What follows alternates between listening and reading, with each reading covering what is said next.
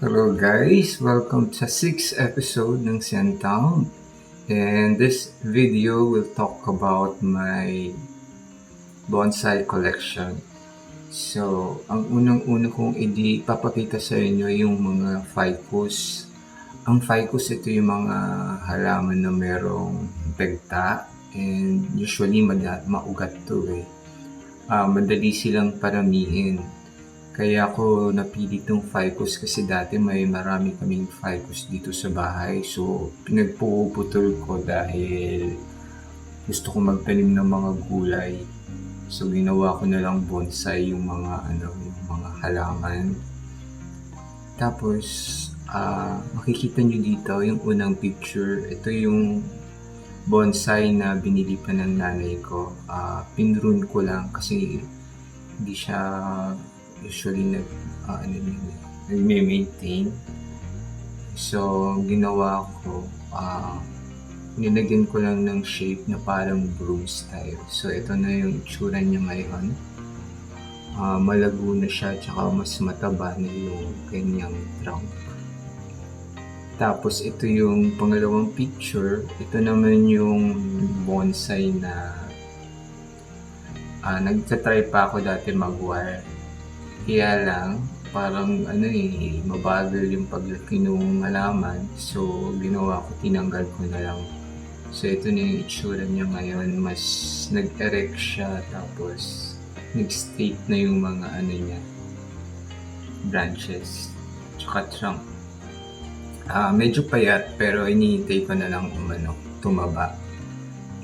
So, next naman natin is this one. Ito yung first time ko siyang tinanim, wala pa siyang dahon-dahon, lang siya, cutting lang siya. Tapos ito na yung itsura niya ngayon, may mga dahon na siya. Tapos next is this one, ito mga pinagpuputol ko na kahoy, tinanim ko lang siya sa lupa, wala pang mga ugat yan. Tapos nung nagkaugat na, eto na siya. Nilagyan ko ng mga clump style, para kunyari as one lang siya, as one tree.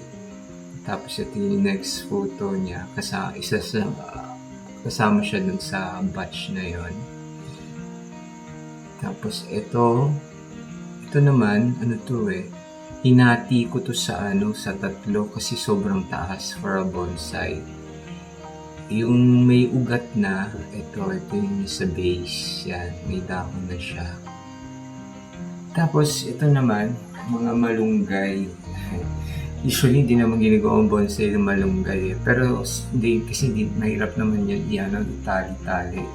Pero gusto ko lang subukan since I'm using yung cut and grow method. Hindi na kailangan i-wire. So I was trying kung pwede. So, ito na nga siya. Medyo payat pa yung mga branches niya. Tsaka trunk. So, hindi ako nagpo-focus masyado dun sa mga sa branches. Sa since bata pa siya, gusto ko lang lumaki yung trunk niya. Natataba ko lang. I don't know kung good idea itong nilagay ko siya sa bonsai pot. Pero hintayin na lang natin kung magiging development to kasi wala pa naman itong 1 year eh. So, hintayin natin tumaba yung trunk.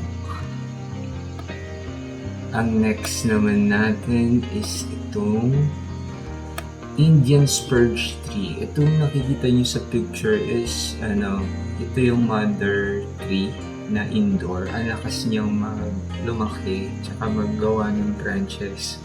So kinakat ko yung mga branches niya para magagawa ng mas marami pang halaman.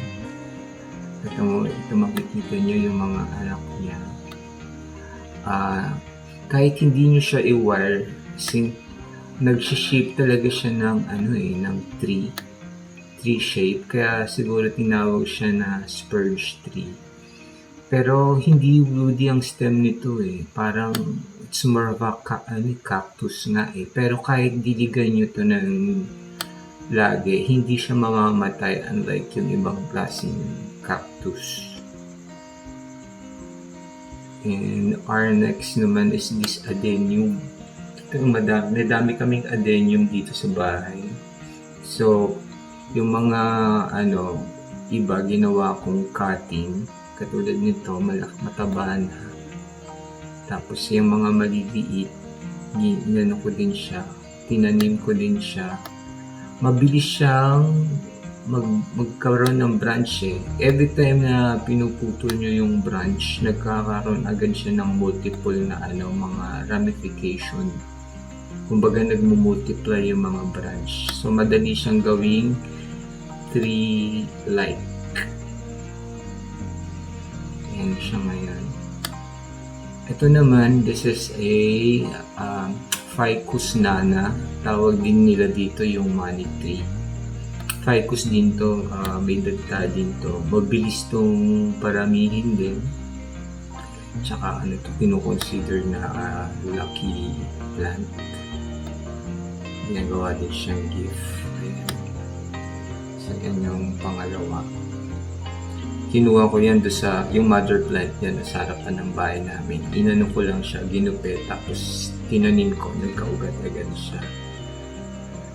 And this one is, ito may bago to, binili ko to sa nursery. Hindi ko alam ang pangalan nito eh, pero nagustuhan ko siya kasi maliit yung kanyang dahon.